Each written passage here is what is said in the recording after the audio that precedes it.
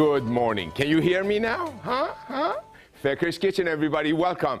I wanted to walk you through the entire process of risotto making. Something that I love, and it's a great hit at Il Mito, and people love, especially if you're gluten intolerant, is a risotto cake. Risotto cake is just a different manifestation of risotto. So I have started the risotto process. We have something in risotto cooking that we call sofrito, base of our risotto making. Onions that are caramelizing. Brittany just walked into the studio and goes, "Chef, is that onion caramelizing?" She's becoming so good, she's dangerous. A little bit of garlic is added the last few minutes of the cooking the onions. Why? Because garlic has very low water content and it will burn on you very fast. We just want it to a golden brown. Remember, everybody, you can fast forward this process by just adding the onion, the garlic, and the rice, but then you don't have those layers of flavor. That's what makes it so different when you cook. When you take a little bit of extra time to create that caramelization in your onion. Next, what I'm gonna do, I'm going to add the arborio rice. I have had many posts on my Facebook, on my Twitter, asking me questions. "Chef, can we use any kind of rice?" No, you cannot.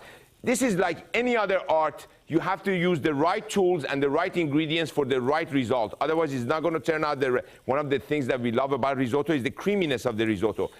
I want to tell you why we do this, not just because it's dramatic and we want to add an extra step to our lives. There's a reason for it. The grains get coated with a little bit of olive oil, and due to that process, the liquid does not go into the grain too soon or too fast, and the starch doesn't release itself too fast either. So you get this beautiful creamy texture risotto. Next, there is something that the Italians say that I love because it's about what I do, and I love wine. They say a risotto or a rice is born in water, it must drown in wine. So we're going to drown this rice in wine, and what I mean by that, we're going to deglaze. The natural starch of the rice grains have been released little by little, and they're getting nice and toasted. This is the only step of risotto making that you add a cold liquid to it. So what I'm talking about, we're going to create a small little well in the middle of the pan. We want our wine to hit that well and heat up right away. And there we go. Look at this. Now bring the risotto to the party.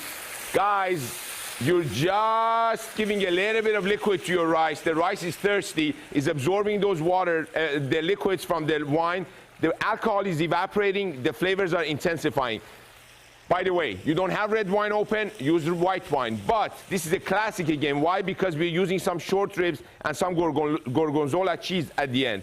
Next, we're going to add just a dash of butter. Just look, no more. Why? Because you're going to get that beautiful nutty flavor of the butter. Now, we're going to add the short ribs that have been cooked and you have it in the refrigerator. Maybe you don't have short ribs. What else can you use? Hey, I grilled some chicken yesterday, or I have some extra chicken. The choice is yours. The ingredients are yours. The recipe is only a guideline. Now, the short ribs are warming up. We're going to add a little bit of Italian parsley, a little bit of rosemary, dash of chili flakes, and this is the baby. This is what is important in risotto making now.